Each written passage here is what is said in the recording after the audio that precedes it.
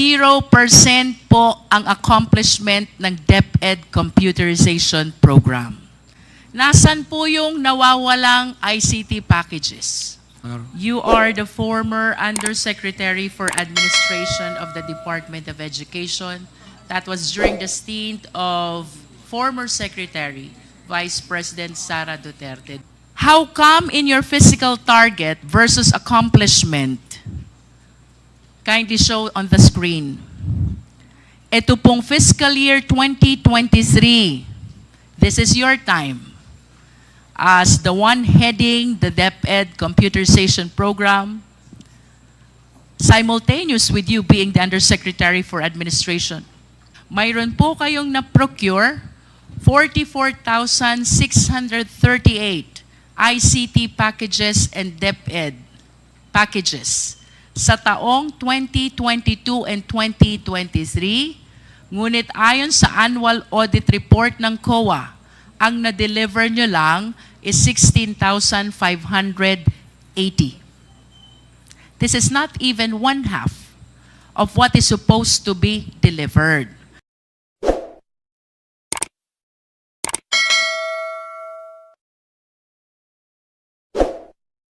But per report of COA, ang delivered pa lang is 16,580, equivalent to 37% of the supposed accomplishment.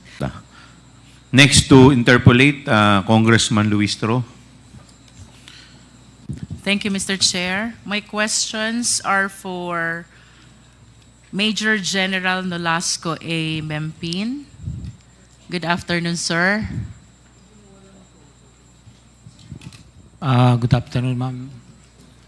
Your Honor. You are the former Undersecretary for Administration of the Department of Education. That was during the stint of former Secretary, Vice President Sara Duterte. Do you confirm? Major General. Former Major General Nolasco. Nolasco, you're recognized by the chair. Mr. Chair. Mr. Chair? Please answer the question of Congresswoman Luistro. Yes, Your Honor. So you confirm having been appointed as Undersecretary for Administration of DepEd. That was during the time of former Secretary, Vice President Sara Duterte. Let us go back to your career in the AFP, General Mempin. Yes, Mr. Chair. Back in 2017, nasan po ba kayo, General Mempin? In 2017, ma'am, initially I was assigned in 10th Infantry Division as the Chief of the Governance and Strategy Management Office, effective January 2017. Then by August of same year, I was designated as the commander of Task Force Davao in Davao City, Mr. Chair. So the first appointment in 2017 was at the 10th Infantry Division. Correct, Your Honor. Pag sinabi po ba natin, General Mempin, 10th Infantry Division, what areas are covered? The 10th Infantry Aguila Division covers whole of Region 11 and part of Region 12, part of Region 10, and part of Region 13, Caraga, Your Honor. And can you please cite some of the big provinces which are under these regions, General Mempin? Mr. Chair, Your Honor, for Region 11, it covers Davao City, Davao del Norte, Davao del Sur, Davao Occidental, and Davao Oriental. Also includes parts of Bukidnon, but greater part of Bukidnon is under 4th Infantry Division and part of North Cotabato, ma'am. And for Region 12, General Mempin? Region 12 is a part of Cotabato, ma'am. And Region 13? Region 13 is part of Agusan Sur and a part of Surigao del Sur, ma'am. Can you please be specific about the inclusive period when you were the commander of the 10th Infantry Division, which covers regions 11, 12, and 13? I was designated as commander of the 10th Infantry Division in February of 2022 until my retirement in January 28, 2023, ma'am. Your Honor and Earlier, Mr. Chair. you mentioned about 2017, and you were likewise at the 10th Infantry Division. What specific assignment do you have during that time? From 2017, ma'am, I was assigned as the commander of Task Force Davao, in charge of covering, actually it only covers the downtown Davao, in charge of the anti-terrorism unit of the armed forces because of the series of bombing, because Task Force Davao was established in 2003. Then after that, in 2019, I was, after my stint at the Task Force Davao, I was designated as the commander of the 1003rd Infantry Brigade, covering parts of Davao region, specifically Davao del Norte, parts of Davao Oriental, parts of the northern or the mountainous area of Davao City, and then some parts of Bukidnon and some parts of North Cotabato, ma'am. So, would it be correct to say 2017, General Mempin, you were heading the Task Force Davao, primarily in charge with Davao City and the major parts of the Davao region. Do you confirm that? Ma'am, for clarification, Mr. Chair, during my stint as Task Force Davao, it only covers the downtown, because Davao City is divided into three areas. It has the downtown, midtown, and the uptown. The midtown is the downtown is the central district. Then midtown and uptown are those areas. So which part are you in charge with? For 2017, ma'am, 2017 until Midtown? 2019 in Uptown or downtown? Downtown during task You force. are in charge of downtown in 2017 Until as the head of Task Task Force Force. Davao. Correct, ma'am. And then Your Honor. sometime in 2019, you became in charge of the 10th Infantry Brigade, covering most parts of the Davao region. Not yet, ma'am. 2019, I was designated as the brigade commander. Brigade commander is under the 10th Infantry Division still, covering Davao, some parts of Davao region, specifically Davao del Norte, Davao Oriental, and not Davao Oriental, Davao del Norte. Yes, part General, of Davao you have City. stated that Yes, ma'am. already. And then for 2022, this is the time that you were in charge of the 10th Infantry Division, covering the regions 11, 12, and 13. That's correct, Your Honor, Mr. Chair.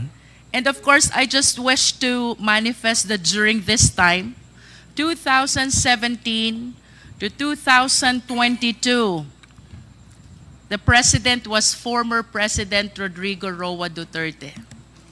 Yes, that's correct, Your Honor, Mr. Chair. And for Davao City, the mayor during that time was our Vice President, Sara Duterte. That's correct, Your Honor, Mr. Chair. And considering that you are taking care of the regions, the provinces, and the city, which are considered the hometown of the president, may I know, was there any marching order coming from the president having assigned to those places? Actually, because as member of the armed forces, our main objective is to ensure to protect the people and secure the territory for our sovereignty. So basically for the Army or the 10th Infantry Aguila Division, our focus is on insurgency problem. While in Davao City, during my stint as Task Force Davao Commander, is for the extreme terrorism, like bombing of the extreme With all due terrorists. respect, General Mempin, I hope you will be responsive to the question because Davao, of course, is the place of the former president. So this representation is interested whether in your assignment in 2017, 2019, and 2022, all pertaining to the Davao region. Mayroon po bang specific na marching order ang presidente, considering that these places are his home places? I have not received any specific instructions, but Thank you, General Mempin. I think you have answered the question already. Thank you, Your Honor. How Mr. about Chair. any marching order from the Vice President during your stint as Task Force Davao head? The only instruction that I received during our assumption or during my assumption as Task Force Davao Commander is to have zero bombing incident, because he said if there's a bombing incident in Davao City, then you failed your mission as Commander of Task Force Davao. So zero bombing, that's the specific instructions of former Mayor Sara Duterte. I wish to remind you of the article which was published in Sunstar. Ang sabi po ng ating Vice Presidente noon ay City Mayor, kayo po ang head ng Task Force Davao.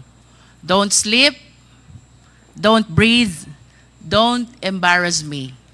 Do you confirm that? That's correct. I still have the newspaper on that, ma'am. Now, please enlighten us, walk us through.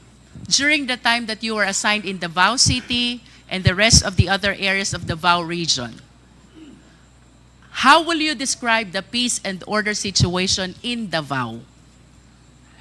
In Davao City, ma'am, actually, when I first arrived, because I was also assigned in Davao region for a short stint in 2008, the first thing that I noticed in Davao... With all due respect, Mr. Chair, let us remind our resource speaker to be responsive to the question.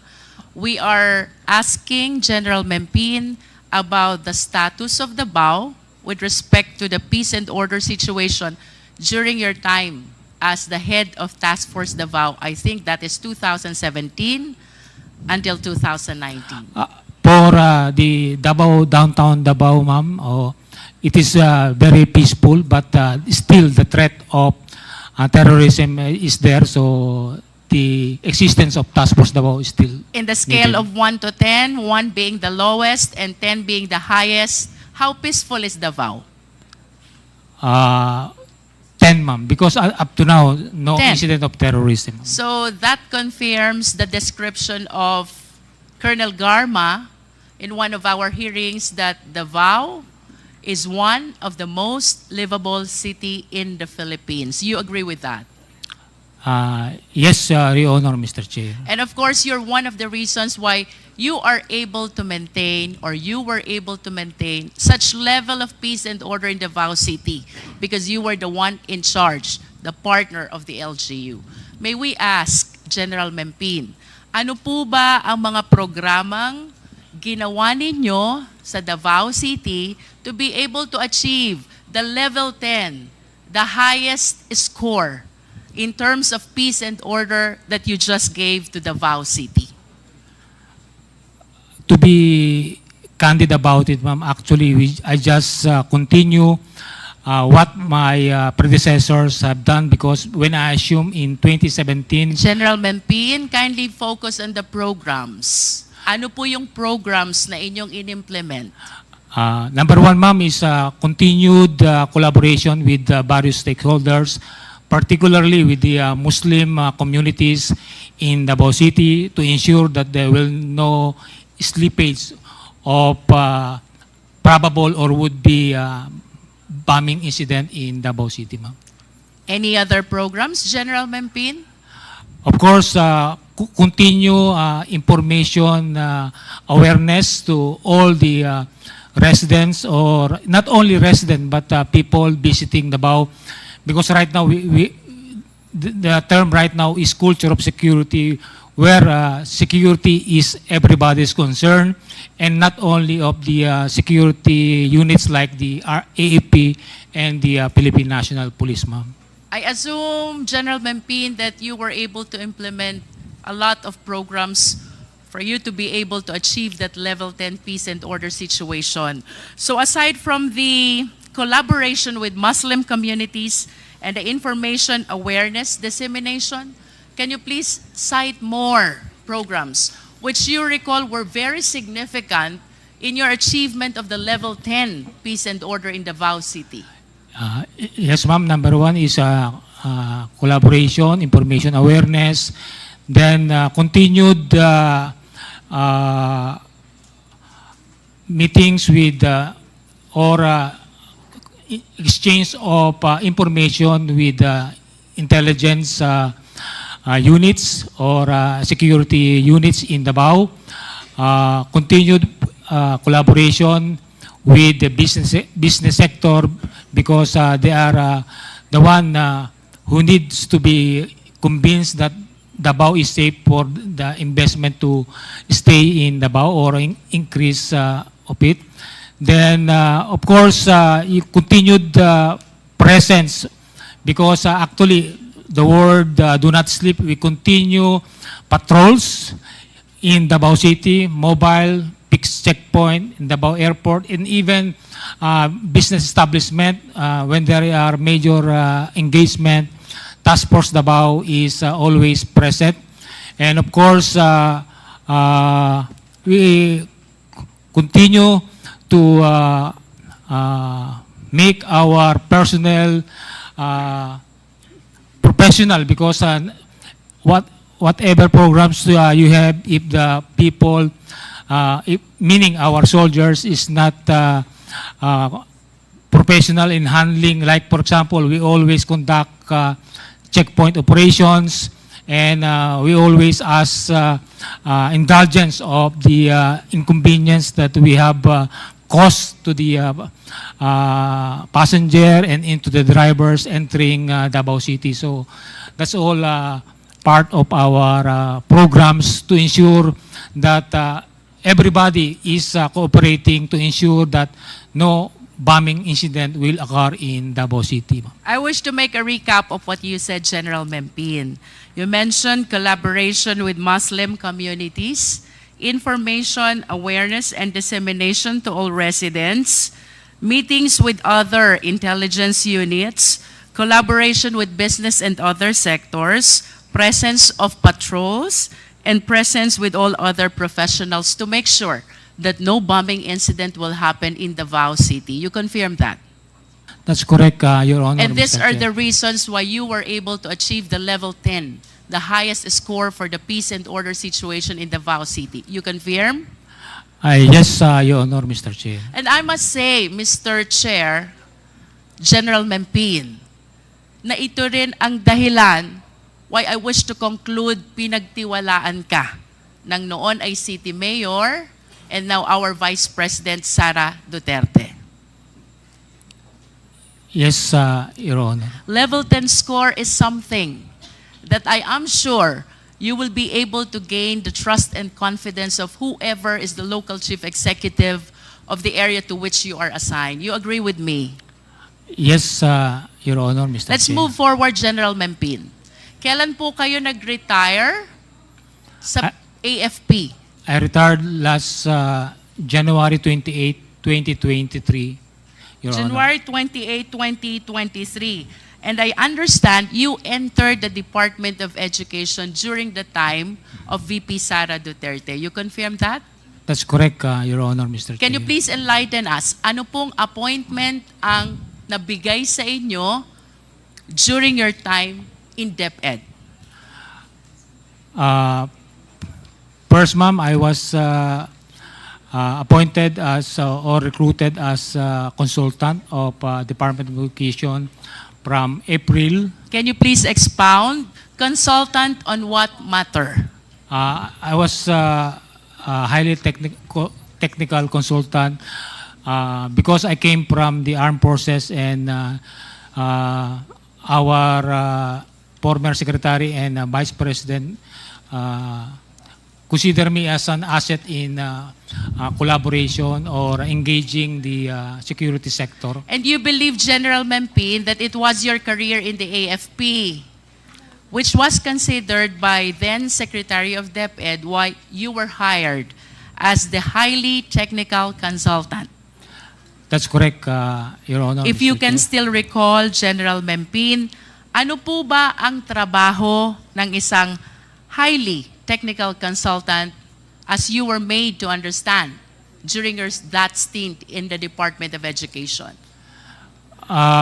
When you become a highly consultant, meaning the unit or the agency could not have it on its own personnel. That's why they could engage or hire the services of a consultant, ma'am. For the information of the Filipino people, General Mempin, please allow me to share the functions which were under your position as highly technical consultant. 1, provide high-level policy advice on topics agenda that are confidential in nature. 2, provide guidance, technical oversight, and expert advice to DepEd in the development of various programs in all levels of governance on safety and security. 3, engage and collaborate with other departments and security-related services. 4, submit monthly status to OSEC. And 5, perform other duties related thereto. Would you agree with me, General Mempin, that as highly technical consultant, your mandate is to make sure that the need to promote and ensure safety and security is well addressed? That's correct, Your Honor, Mr. Chair. You confirm that. Yes. And having confirmed that, tama po bang isipin, you are the one in charge also of the confidential funds of the Department of Education? That's not correct, Your Honor, Mr. Chair. Then, General Mempin, if you're not the one in charge of this confidential fund, then who is or who was? I was not aware of, because I only more on, because after April, May, when USEC for administration is open, I was again asked if I could, but I'm not part of the utilization or how the confidential fund. But you is- agree with me, General Mempin, lahat ng trabaho na ibinigay sa inyo, hindi nyo ito kayang isagawa without the necessary funding. And the funding that is allowed for these purposes is, of course, the confidential fund. Do you agree with me? That's correct, Your Honor, Mr. Chair, but I have not received any instructions, and also funds, for that matter, on in the performance or in the accomplishment of tasks given or mandate to me as the consultant, Your In Honor. other words, General Mempin, while your job description as highly technical consultant pertains to safety and security, you have no access to confidential fund, and you did not give any instruction from the head of the agency. That is your statement. Do you confirm that? Yes, Your Honor, I am not part of Thank the you. utilization. Let us move confidence. forward, General Mempin. Kanina may na-mention po kayo. After some time, you were appointed as the USEC for Administration. Did you apply for this position? No, ma'am. I was recruited by the former Secretary and Vice President. Balikan ko po yung highly technical consultant. Of course, you expressed your desire because a notice of award was given to you to be the highly technical consultant. Aside from you, General Memphine, meron pa po bang iba na nag-express ng desire to be engaged as the highly technical consultant? I'm not particularly aware of other consultant that express their willingness, but I do believe there are other consultant that the Office of the Secretary has tapped. I understand. How about with respect to your appointment as USEC for Administration? You said you were chosen. You confirm that? I was recruited, yes, ma'am. You were recruited. Who recruited you to become the Undersecretary for Administration? The former Secretary and Vice President, Sara, Your Honor, Mr. Chair. And would you know why? Bakit ikaw ang napusuan na bigyan at pagkalooban nitong pagiging Undersecretary for Administration ng Department of Education? As to the reason, the actual reason behind it, I was not aware, but I can surmise the trust and confidence that she has on me. That is maybe correct. the reason, ma'am. The trust and confidence that you were able to establish as head of Task Force Davao in 2017 and being the one in charge of the 10th Infantry Division in Regions 11, 12, and 13 were very significant, not only in your engagement as highly technical consultant, but in your appointment as well as Undersecretary for Administration of DepEd. We agree on that, General Memphine. Yes, Your Honor, Mr. Chair. As a matter of fact, to illustrate how the former secretary trusted you, may I ask, are you aware of Department Order number 78, General Memphine? Yes, ma'am. What is Department Order number 78? It's about the procurement, ma'am. With all due respect, dito po sa Department number 78, ibinibigay po ang mandato na pamunuan ang Department Computerization Program sa Program Director. You confirm this? Yes, I stand corrected, ma'am. It's about, In other TLC. words, since 2010, General Memphine, ang Department Computerization Program ay pinamumunuan ng Program Director. Ito po ang nakasaad sa Department Order number 78. But because the former secretary trusted you so much on this position of being the Undersecretary for Administration, the DepEd issued DO number 16, series of 2023. Would you like to enlighten us kung ano po itong DO 16, series of 2023?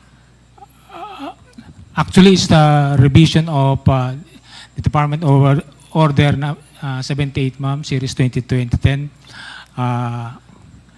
It's actually revising the compositions of those for the To procurement be of... specific, General Memphine, with all due respect, ano ho ang pinaka-significant na naging pagbabago in terms of the DepEd Computerization Program from DO 78 to DO 16? It's not only the director who decides for the procurement of department computerization program, ma'am. For the information of the committee, General Memphine, it is clear that from DO number 16, the management of the department's computerization program was transferred from the program director to the Undersecretary for Administration, and that is you, General Memphine. That is how the former Secretary trusted you. A policy which has long been existing for 13 long years, 2010, was suddenly changed, transferring the management of DepEd computerization program from the program director to the office of the Undersecretary for Administration. Do you agree with me? Yes, ma'am. Ma'am, can I elaborate, Mr. Chair? Yes, please.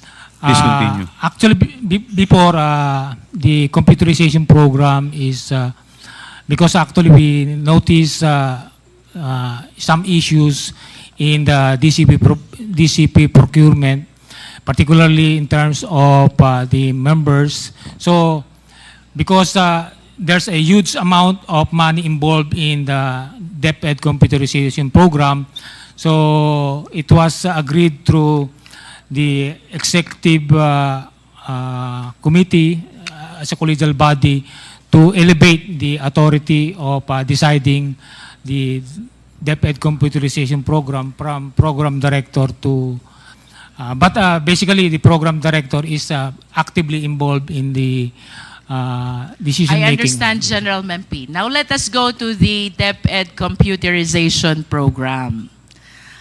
Per fiscal year 2023, mayroon po kayong report. Ang sabi nyo, the delay and underperformance in procuring the ICT packages for 2023 were mainly due to the reconfiguration of the original specification and modifications of the package contents. You agree with this? Yes. Because this is in your report. But I wish to ask General Memphine, how come in your physical target versus accomplishment, kindly show on the screen, ito pong fiscal year 2023, this is your time, as the one heading the DepEd computerization program, simultaneous with you being the Undersecretary for Administration. 0% po ang accomplishment ng DepEd computerization program. Can you please enlighten us on this?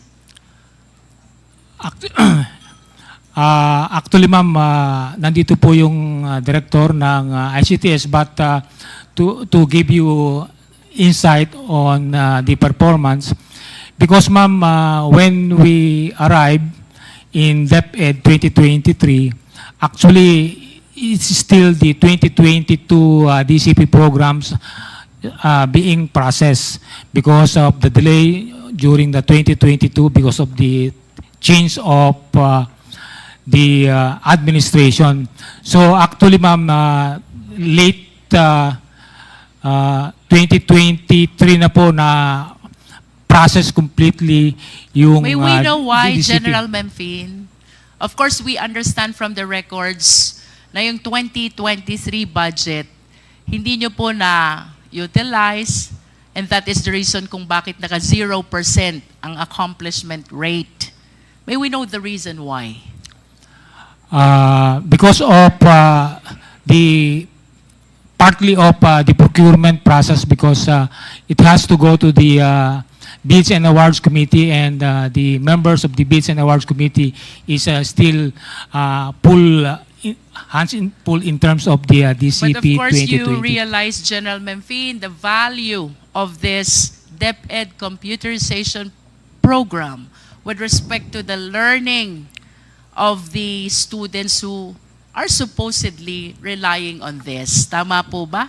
That's correct, Your Honor, Mr. And to Chair. complete the picture, General Memphine, I wish to share to the committee, mayroon po kayong na-procure 44,638 ICT packages and DepEd packages sa taong 2022 and 2023. Ngunit ayon sa annual audit report ng COA, ang na-deliver nyo lang is 16,580. This is not even one half of what is supposed to be delivered. So to make it clear, General Memphine, na kapag procure po kayo ng 44,638 ICT packages, but per report of COA, ang delivered pa lang is 16,580, equivalent to 37% of the supposed accomplishment. Can you please explain this? Ma'am, Your Honor, Mr. Chair, if I may request the Director of ICTS, because I was not already out of DepEd since July, so I'm not aware of the updates in terms of deliveries with regards, so that maybe General we Memphine, could have with a all due good picture. respect, the procurement happened in 2023. Yes, ma'am. Ibig sabihin, nabili na po ito. 44,638 ICT packages. You were still with DepEd. Yes, You ma'am, but resigned only last July 2024. Tama Yes, po ma'am. ba? From your perspective as Undersecretary for Administration and the one heading the DepEd computerization program, ano po ba naging appreciation nyo dito? Anong naging dahilan why you were way below the supposed accomplishment when in fact, ang dami nyo naman palang nabili? Or, if I may rephrase the question, nasan po yung nawawalang ICT packages? Your Honor, Mr. Chair, during the 2023, only the DCP 2022 was processed, procured, and only started delivering in late 2023. And actually, only the first three. In both dates that you mentioned, General Memphine, you're very much connected still with the Department of Education. Yes, yes, ma'am. So I'm explaining that during the 2023, ma'am, the DCP 2022 is prioritized, so it's only being deliberated or processed in the procurement. And late of October, there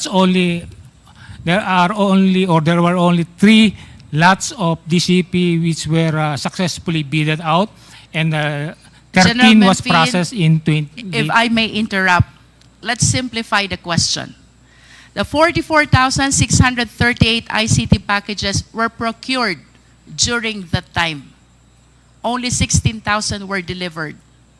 Nasan po yung iba? Ma'am, because the 3 lots supposedly delivered during December and early January of 2024 were subject to request for extension of some of the supplier, which we were not Mr. Chair, convinced. I lament that General Memphine could not give a clear and complete account of this 44,638. And I still have a lot of questions to raise. So may I just request General Memphine to please submit a written accounting of this 44,638 ICT packages with respect to their current whereabouts. Simple lang po ang question, General Memphine. Nasaan yung 44,000 minus 16,000 na ICT packages? Moving forward, Mr. Chair. General Memphine, I wish to raise questions about the DepEd confidential funds. There is such an AOM number 2024-15. This is dated February 1, 2024. Out of the 150 million confidential funds that were given to DepEd, only 3 quarters were utilized. That is equivalent to 112.5 million. Are you aware of this, General Memphine? I just made aware during the hearing about the confidential fund, because I was not directly involved in the. Okay, but at least you can confirm that in the General Appropriation Act of 2023, DepEd has 150 million budget for confidential fund. You're aware of that. Yes, ma'am, as member of the EXICO. And out of 150 million budget for confidential fund, only the first, the second, and the third quarter were utilized. That is equivalent to 112.5 million confidential fund. You're aware of that? I was made aware of that, Your Honor, Mr. Chair. And sometime in February 2024, nag-issue po si COA ng Audit Observation Memo. Ang sabi po dito, there is such a 75 million disallowance na na-justify po nila later on. And out of this 75 million, however, mayroong 15.54 million pertaining to rewards to informers na hindi pa rin po na-clear because of lack of the necessary supporting documents. Can you please enlighten us on this? Your Honor, Mr. Chair, I was not part of how the confidential fund is being utilized, so I was not aware of the discrepancy, Your Honor, Mr. Chair. I understand. Nevertheless, General Memphine, having spent a long years of career in the military, of course you are aware about what confidential fund is. Yes, Your Honor, Mr. Chair. Can you please enlighten us? What do you understand about confidential fund? Confidential funds are funds allocated for the certain units or organizations for its security, maybe, and other in the furtherance of its mandate, particularly those who cannot be gathered through the regular means of acquiring, for example, information. And how will you differentiate confidential fund from intelligence fund? Your Honor, Mr. Chair, in my opinion, intelligence fund are specifically have program being, although it's not being elaborated, but it has go to the programs of organization, for example, the law enforcement unit, the armed forces, and even the LGUs, while confidential fund has more on flexibility, but as we discussed, there is certain protocol SOPs being followed under the JMC 2015-01, ma'am. To recap what you said, General Memphine, and please agree with me if I am correct, no? Both have a purpose of addressing the safety and security of the nation. Tama po ba? Yes, Your Honor. However, confidential fund is given to civilian offices. Tama? Yes, Your Honor. While intelligence fund is given to military offices. Tama po ba? Military and other law enforcement Yes. units, ma'am. In other words, they have the same purpose, confidential and intelligence fund. That is to take care of the national safety and security. However, magkaibang opisina ang gumagamit. Kapag confidential fund, it is given to civilian offices, at kapag intelligence fund, military, and like what you said, law enforcement offices. Tama, General Memphine? Yes, Your Honor, Mr. Chair. But we have to share also that under Republic Act 7160, the Local Government Code, the LGUs are given confidential fund as well. They're authorized to have and utilize confidential fund. You must be aware of this because for the longest period of time, nandun po kayo sa Davao, and I understand like any other LGUs, nag-utilize din sila ng kanilang confidential fund. You agree with me? I don't have the exact information, but I do believe they have. They are using confidential funds in furtherance of their mandate in respective LGUs, ma'am. Remind lang po natin, Mr. Chair, because this was flashed already in the previous hearings. Ito po yung, should I say, escalation of confidential fund of the City of Davao starting from 2016, 144 million. 2017, you were already the head of the Task Force Davao, 294 million. And then 2010, nandun na po kayo sa 10th Infantry Division. They have 420 million confidential fund in Davao City. And then that's 2018. And then 2019 to 2022, consistent na 460 million confidential fund. Napakalaki po nito, General Memphine. Puntahan ko po yung 2017, 294 million. You were the head of Task Force Davao. Pwede po bang malaman how you appreciate the utilization of the 294 million confidential fund? Again, ma'am, in my to be candid about it, Your Honor, Mr. Chair, I was not aware of how the confidential fund is being utilized or implemented.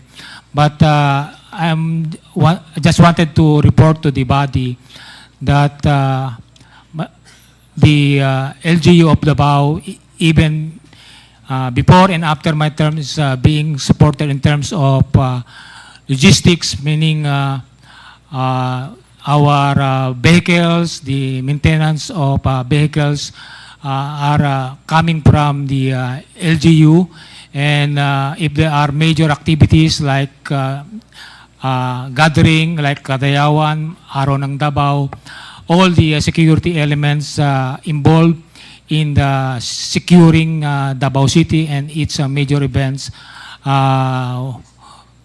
the LGU is providing support in terms of meals and logistics, meaning fuel to our vehicles, ma'am. In other words, General Memphine, all the activities that you raised earlier, collaboration with the Muslim communities, information dissemination, meetings with other intelligence units, collaboration with different sectors, presence of patrols, and coordination with other professionals. These are the activities which were supported by that 294 million in 2017.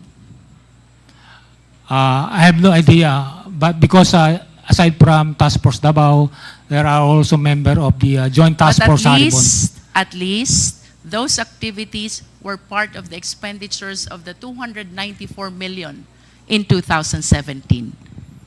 Do you agree?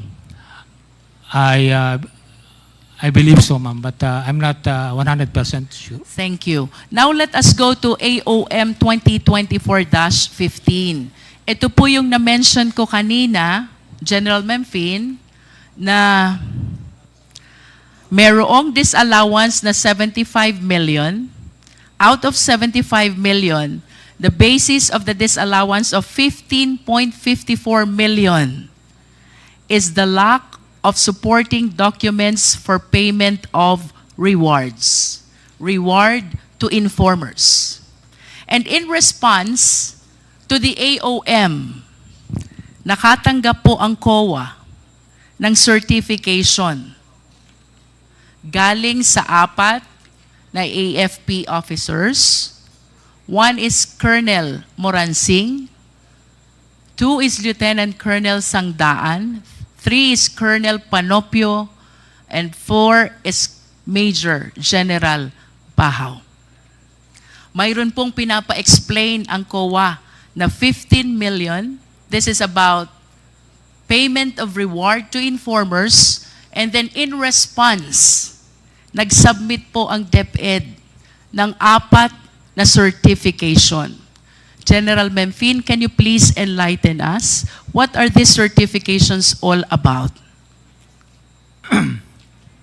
Your Honor, Mr. Chair, the certification that I was asked to coordinate with commanders in the area with regards to the conduct of the Youth Leadership Summit are present here.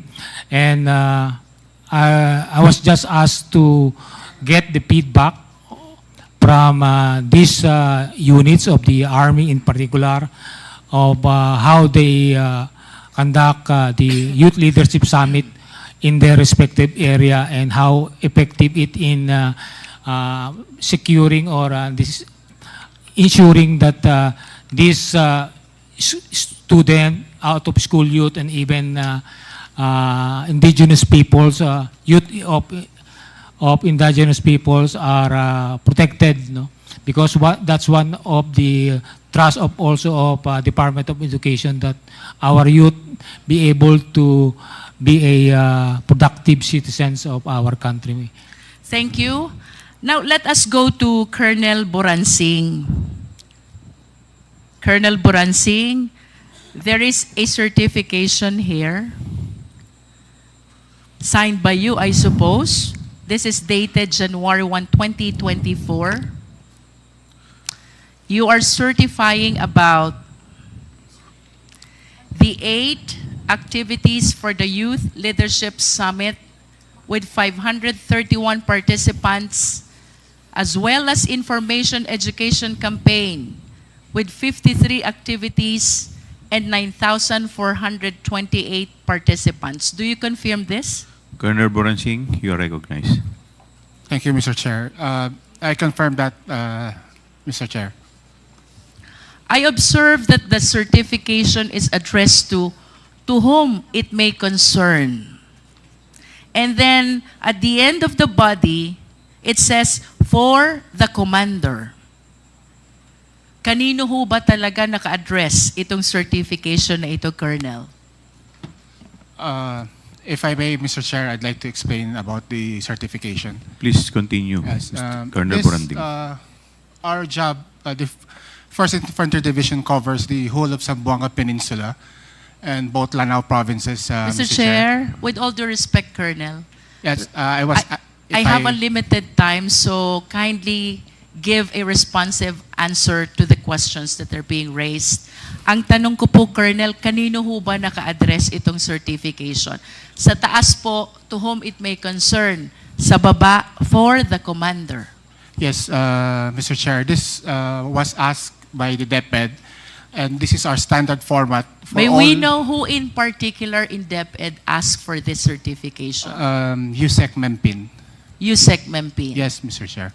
And that is the standard certification because of our multi-stakeholder activities on the ground. A lot of other agencies ask for certifications. Like for instance, during the Youth Leadership Summits, we get a lot of lecturers from other agencies, and they ask certifications. So this is our standard certifications we issued to all agencies who ask for it.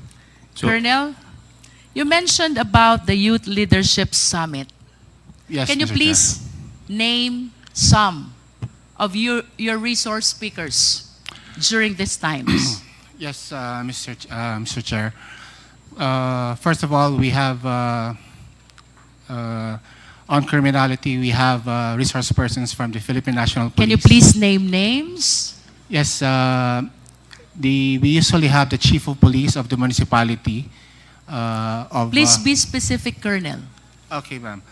So the ones that conducted the Youth Leadership Summit, ma'am, are line units, infantry battalions under us. So Kindly we have, give names, please. yes, the Chief of Police. For example, Mr. Chair, if I may, the Youth Leadership Summit, August 7 to 9 August 2023, conducted in Barangay Poblacion, Madaya, Maging Lanao del Sur. Mr. Chair, there are 8 Youth Leadership Summit, so at the very least, I'm expecting 8 names Who were the resource speakers during that time? Yes, ma'am. If I may continue to read it, ma'am, it's in the report. Kindly limit the answer, Please Colonel, continue, to the Colonel. question. So Boransing. we have the municipal mayor of Masio, Lanao del Sur. We have also, Do you have the date also? Can you please cite the date also? yes, ma'am. As I earlier said, Date of YLS and then the resource speaker. yes, ma'am. As I earlier said, this one is August 7 to 9, 2023. The venue was in Maging, Lanao del Sur. So we have Staff Sergeant Bacquiao, Lieutenant Colonel Miondas. We have Private De La Rosa, Lieutenant Colonel So how Siad. many resource speakers do you have for every youth leadership summit? It depends on the commanders. For instance, in local terrorist groups, where in Lanao, it can range anywhere from 5 to 10. Is that the first, the one dated August? That's your first YSL? YLS. YLS. For 2023, the first one was in May. It was in Zamboanga del Sur province. 2023, the first one was May. Yes. And then? Then we have the second one is 16 June 2023. This was in Lanao del Sur, the municipality of Bubong. And then the third? We have July 26 for the 44th Infantry Battalion in Cabasalan, Zamboanga, Sibugay Province, Mr. Chair. Then we fifth? have July 29 in the Digkilaan National High School, Iligan City. Sixth? Then on September 29, we have in Barangay Pugan, Concepcion, Misamis Occidental. Then December 12, we had in Barangay D1, Dipolog City, Zamboanga del Norte. And as I earlier mentioned, another one in Zamboanga del Sur, this time in Dumingag municipality, ma'am. So those are 8 that were conducted in the various areas. Mr. Chair, with the manifestation of Colonel Boransing, I respectfully move that we issue subpoena duces tecum to the head of the schools. Are they schools? No, ma'am. Not all of them are schools. One is Digkalaan. So what are they if they are not schools? Like for instance, the first one last May was conducted in a barangay, in a sitio, ma'am. So we Mr. just Chair, I am moving for the issuance of subpoena duces tecum either to head of the school or barangay, which became the recipient of the Youth Leadership Summit Yes, conducted by Colonel Boransing. Yes, ma'am. Now let's go to... There's a motion by Honorable Congressman Luistro to issue a subpoena duces tecum to the head of school or barangay, Second, Mr. Chair. subject to the YLS.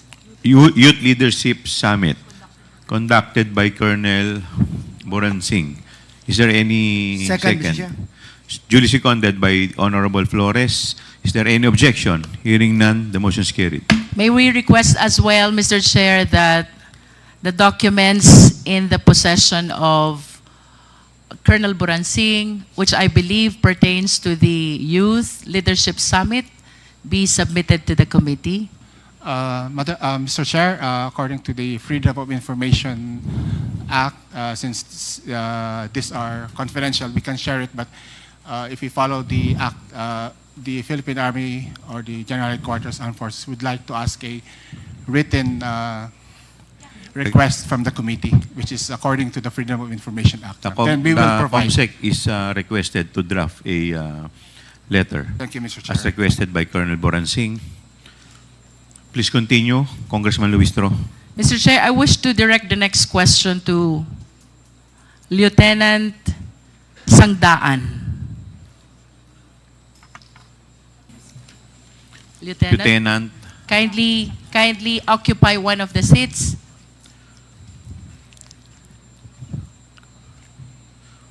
have you taken your oath, Lieutenant? Yes, Mr. Chair. Thank you.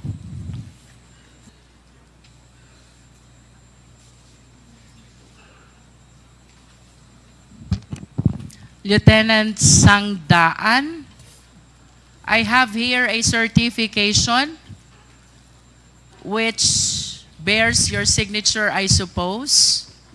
This is about the 22 activities for the Youth Leadership Summit and 49 activities for the Information Education Campaign. This was held in the provinces of Ilocos Norte and Ilocos Sur, as well as La Union. Do you confirm this certification? Yes, Mr. Chair, Your Honor. And the certification, similar to the one issued by Colonel Buransing, is addressed to whom it may concern on the upper part and then on the lower part for the commander. For the record, Lieutenant Colonel Sangdaan, kanino niyo Yes. po ba talaga ina-address itong certification?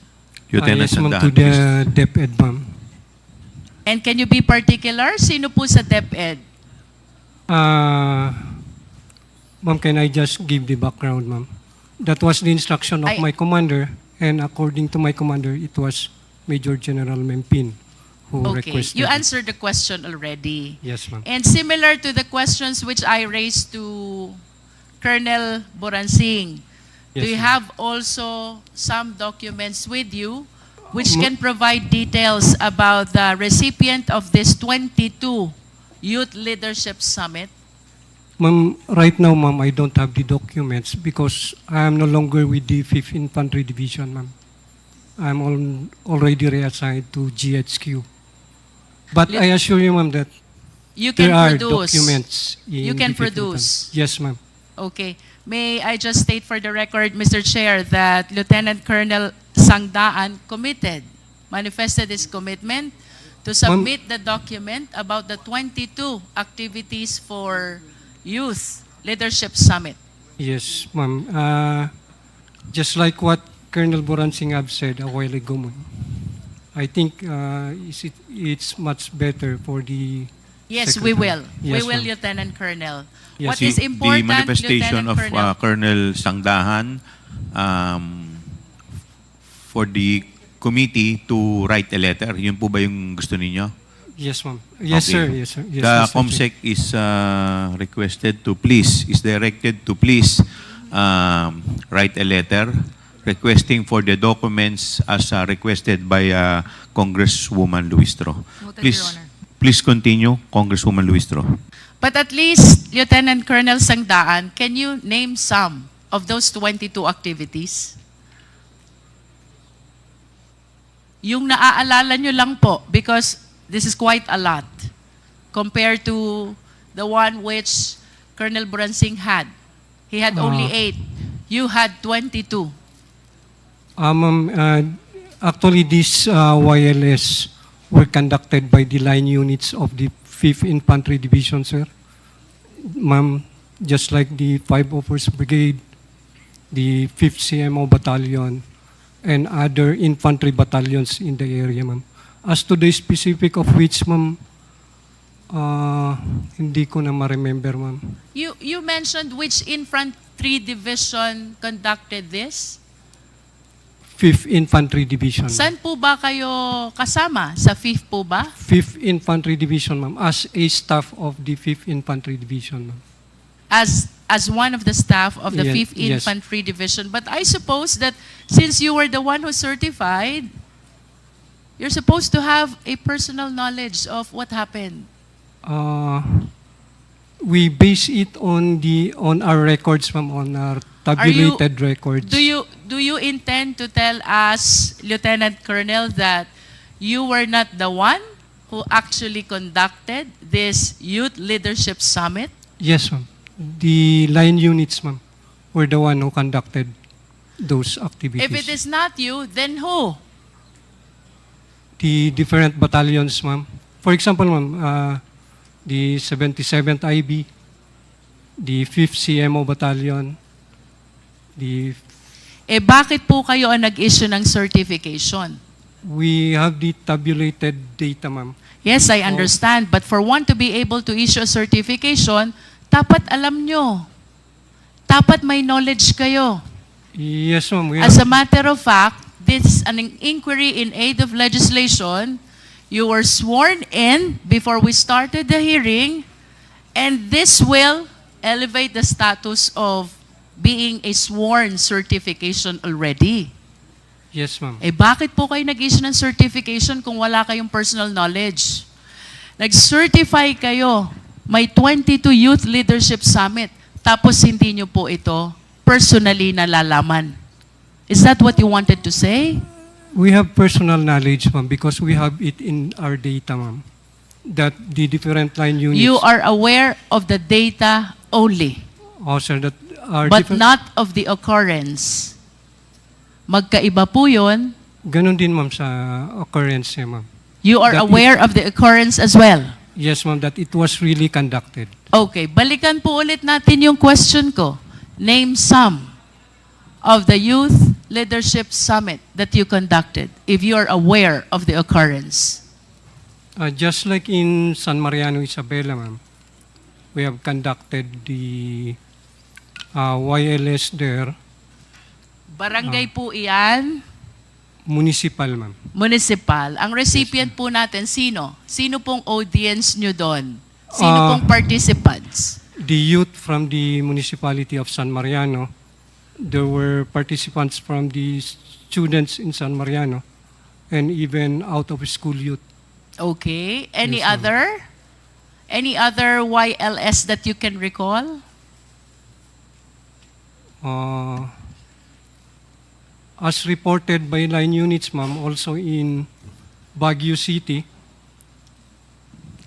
You are basing your testimony, Lieutenant Colonel, on the report. Tama po ba? Yes, That's what ma'am. you said. yes, ma'am. And this will only mean that you are not aware of the occurrence. If the statement that you're giving to us is based on the report and not on the personal knowledge of the occurrence, then you have no personal knowledge of how it happened.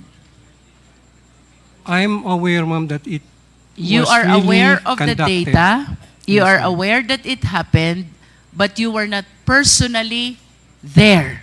Yes, yes, You ma'am. did not participate.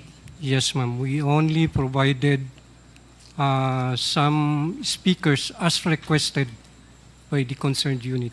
How about this 22 that you mentioned in your certification? Ito ba na-attendan mo lahat? No, ma'am. Honestly, ma'am, no.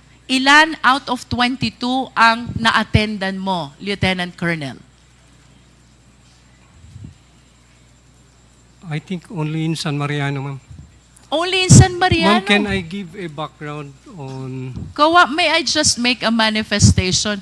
How can you validate an accomplishment report with a certification? The signatory has no personal knowledge of what happened.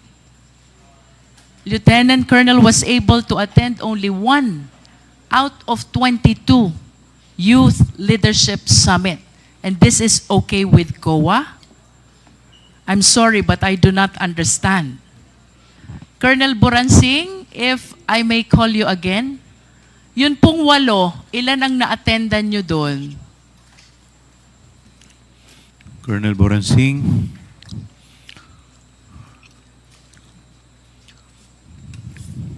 Out of 8 Youth Leadership Summit, ilan po yung na-attendan nyo? Colonel Boransing, you're recognized. Yes, Mr. Chair. I was only able to attend one. So that means that you have no personal knowledge as well I have of all the 8 Youth Leadership Summit that happened. I have personal knowledge of this, ma'am. Mr. Chair, if I may explain lang po, the structure of my position is I'm the G7 of the Infantry Division.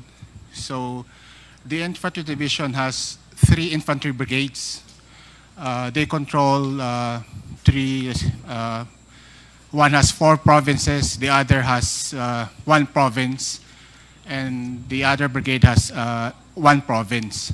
So I am in charge of supervising. I am the Civil Military Operations Officer, Mr. Chair.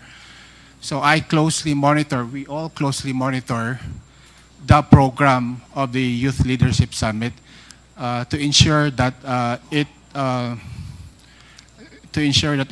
is multi-stakeholder and it fits the objectives of the program. So we have personal knowledge. We can't go around in each barangay, but they have, since we used budget from the Philippine Army, we have after-activity reports, fund utilization reports, pictures, and documentations. And we have to ensure this because we have a yearly inspection from higher headquarters. So we may not have been there, but we have personal knowledge. We are the program managers of this. You mentioned a while ago, Colonel Boransing, Yes. you were using the fund of the Philippine Army. You confirm yes. that? Yes, Mr. Are you sure? Chair. Yes, Mr. Chair. For the 8 YLS Yes, that Mr. were Chair. conducted, you used the fund of the Philippine Army. For our participants, we used the Philippine Army. For the students, they used the local government unit funds, Mr. Chair. Okay, that is clear. Mr. Chair, I just wish to manifest the statement of Colonel Boransing that during the Youth Leadership Summit, for the military, they are using their military fund, and for the children or the youth, they are using the LGU fund. Mr. Chair, if I may. Please continue. Yes. They use some use the provincial local government funds, and the municipalities. Some delegates also are using the municipal LGU funds. And for the participants from the other stakeholders, from DepEd, from BIDEA, from the police, of course, they use their own funds. So it's really a multi-stakeholder. In other youth words, fund. Mr. Chair, a lot of offices and agencies are using their respective funds for intelligence in conducting the Youth Leadership Summit. This is your statement, Colonel Boransing. I didn't say intelligence funds, ma'am. What I said was, like for instance, for their billeting, for the hotel, they have to pay from their own agency funds. For their food, they have to pay po. What is clear, there are different offices Involved. who in this. shoulder their respective expenses Yes, Mr. for the Chair. purpose of Youth Leadership Summit. Yes, Tama? Mr. Chair, yes. In other words, it is not only the DepEd Yes, Mr. Chair. who spends its confidential fund. I have no knowledge of what their source of funding is. But in as far as you are concerned, kanya-kanyang gastos ang KKB. iba't ibang opisina. KKP po. And for the children, the youth, you said it is being shouldered by the LGU. Tama? Yes, Mr. Chair. Thank you, Colonel. May we request Lieutenant Colonel Panopio? Colonel Panopio, you are recognized. Good afternoon, Mr. Chairman, Your Honor. Colonel, I have with me another certification bearing the signature of Magtanggol Panopio. Is this your signature? Yes, Your Honor, Mr. Chairman. On this certification, you certified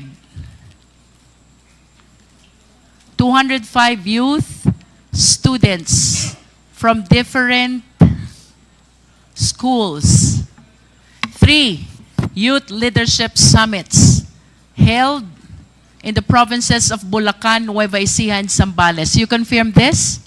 Yes, Mr. Chairman, Your Honor. And similar to my question to Colonel Boransing and the other Lieutenant Colonel, nakalagay po sa certification nyo, to whom it may concern, to sa taas, sa baba, for the commander. Kanino po ba talaga naka-address itong certification nyo? This is addressed to DepEd, ma'am. May I explain for the commander, ma'am? And can you please kindly be particular? Who in DepEd? Ang dami po nila sa DepEd. Sino po sa DepEd ang kausap nyo when you submitted this certification? Yusek Nolasco Bimpin, ma'am. That's Yusek Mempin. Okay. And can you please substantiate as well the 3 youth leadership summit that you conducted in your province? Ikaw ba nakaparticipate dito?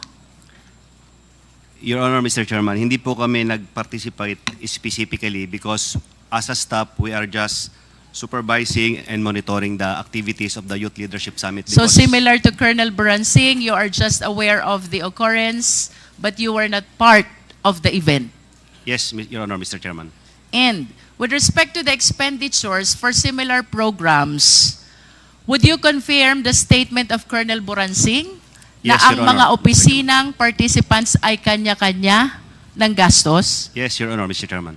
And with respect to the participating children and students thereat, tama po ba yung sinabi ni Colonel Buransing, LGU ang sumusuporta sa expenses nila? Yes, Your Honor, Mr. Chairman. Are you sure? Yes, Your Honor, Mr. Chairman.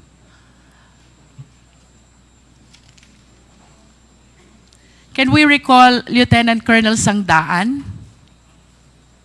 Yes, ma'am. Lieutenant Colonel, tanungin ko lang po yung pagdating sa expenditure. Do you confirm the statement of Colonel Buransing? Kanya-kanya ng gastos lahat ng opisina. Yes, ma'am.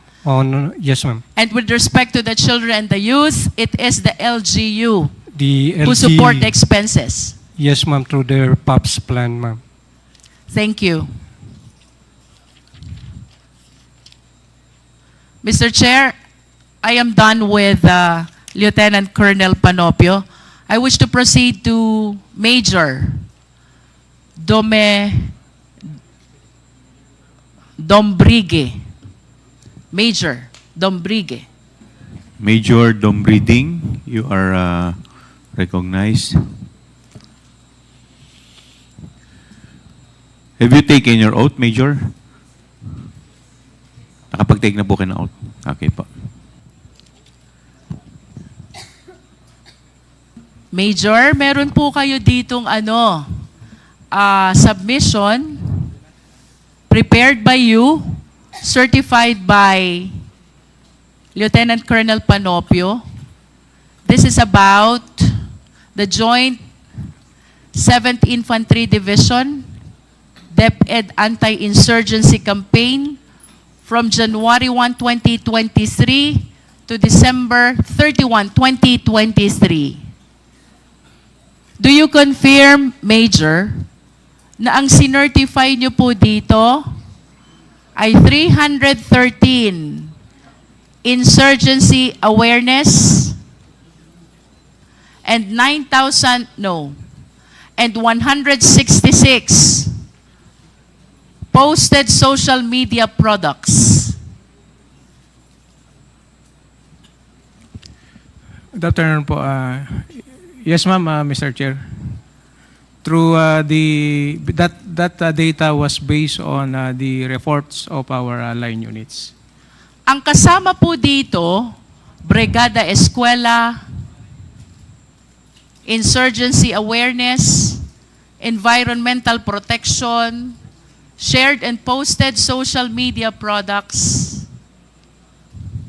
And then you also have number of health-related activities. Ang dami po nito, Major. Tanong, saan po nang gagaling yung pondong ginagamit nyo for all of this? Ma'am, most of that funds was under the POPs on the APB of our line units. Ano po yung POPs? Please enlighten us. Projects, activities, and programs po. And can you please tell us which agency is this? In particular, ma'am, is the Philippine Army in collaborations with our partner stakeholders on the ground. In other words, similar to the statement of the 3 prior officers, yung mga activities nyo ang gumagastos is the Armed Forces of the Philippines. Tama po ba? Yes, ma'am, Your Honor. And as far as your counterpart is concerned, tama po? Opo, ma'am. At paano nyo po ba ginagawa itong anti-insurgency awareness? Ma'am, Your Honor, in partnership with the different schools and local government units, our line units is conducting intensified information awareness drives on security awareness, ma'am. How about the social media posts? Paano nyo po ba ginagawa to? Utilizing the social media platforms of our infantry divisions and our line units, ma'am, we cross-post social media products of the AFP units and to include, ma'am, the other agency social media products. Rough estimate lang po, Major. Sa tingin nyo po itong mga reported activities nyo na to, total of 9,712, the activities I mentioned earlier. If you're aware, mga magkano po ang nagastos na pondo ng AFP dito?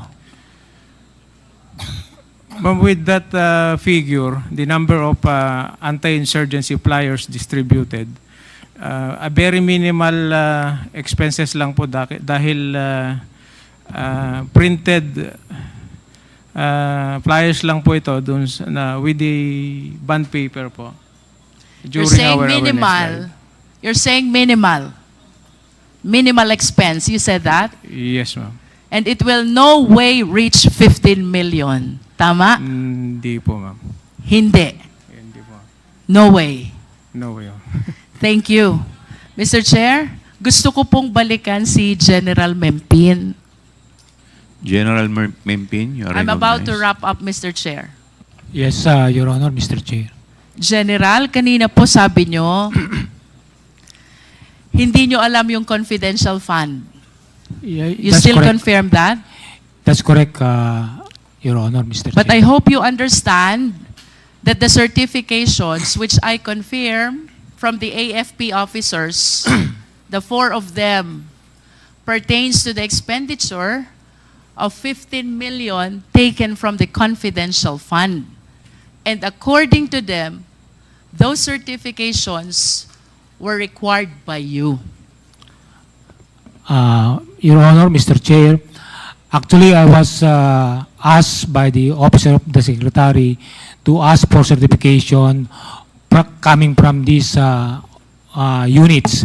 But it is clear to them or even to me that no funds are involved, meaning no funds released to these units. What the Office of the Secretary is wanted to know is the product or the result of the collaboration of various stakeholders, including DepEd, with regards to our youth. So it is clear, ma'am, that DepEd has not released any single centavo to the conduct of wireless to the units mentioned, ma'am, Your Honor and Mr. Chair.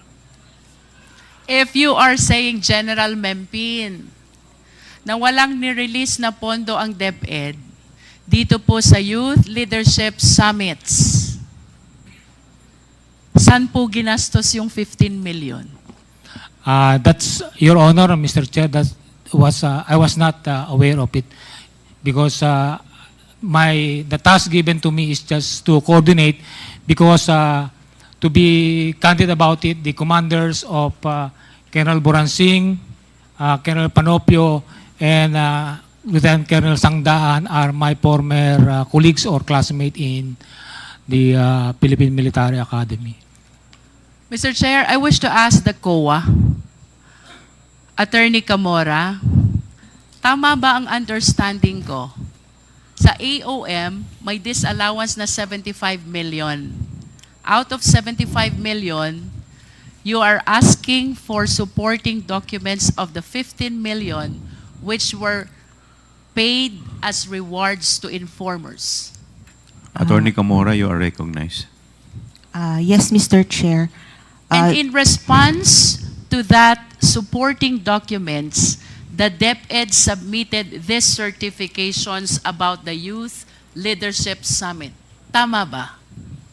Yes, Mr. Chair. In other words, these certifications submitted by the AFP officers are being used as justification for the 15 million utilization paid as reward to informers. Tama po ba? Yes, Mr. Chair. General Mempin, your statement is completely contradictory to the stand and position of COA. Your Honor, Mr. Chair, as I previously mentioned, the only task given to me is to coordinate to my colleagues in the active service of the Philippine Army to have a report on the conduct of Youth Leadership Summit. But as to the utilization or disbursement of 15 million payment to informers, I was not made aware of it, and I have no knowledge that this certification is for the payment of informers. Your Honor and Mr. Chair. General Mempin, I understand we also have Major General Bahaw. You have a letter here, General Bahaw. This is about the 9 Youth Leadership Summits. Kanino nyo po ito in-address? Good morning, ma'am. Good morning, Mr. Chair. May I be recognized? Major General Bahaw, you are recognized.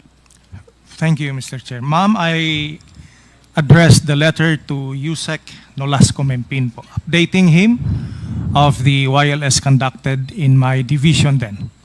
And similar to the questions that were propounded to the 3 other AFP officers, kapag ho ba nagwa-YLS kayo, sinong gumagastos?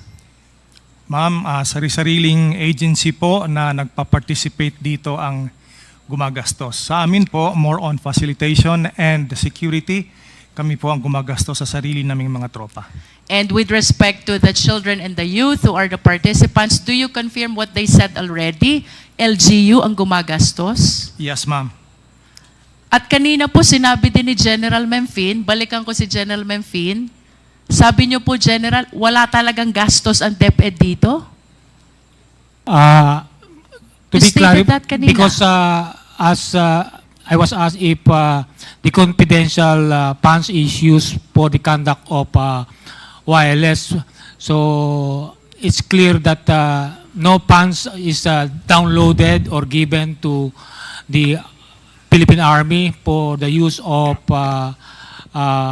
the conduct of wireless, but if confidential fund is given General, to informers that of is DepEd. tantamount to saying na walang gastos ang DepEd sa inyo. When you said that they did not or DepEd did not download any fund to the military. Tama? That's correct, Your So, Honor. and what you wanted to say, walang ginastos ang DepEd sa taga-military when it comes to the Youth Leadership Summit. Do you confirm that? That's, I confirm that's correct, Your Honor, Mr. Chair. Mr. Chair, I am very much surprised, but let me wrap up and make this manifestation before I yield to the other members of the committee. While we believe that these certifications were submitted to justify the 15 million that were allegedly paid as reward to informers, now all the officers from the AFP, that includes General Mempin, the USEC for Administration, are stating that the DepEd did not utilize any of its confidential fund in support of the Youth Leadership Summit. These statements, Mr. Chair, are completely contradictory to what DepEd has made the COA believe in the submission of all these certifications. Mr. Chair, to proceed, let us all be reminded, ito pong confidential fund na ito, pera ng taong bayan. We all of us are accountable to the Filipino citizens.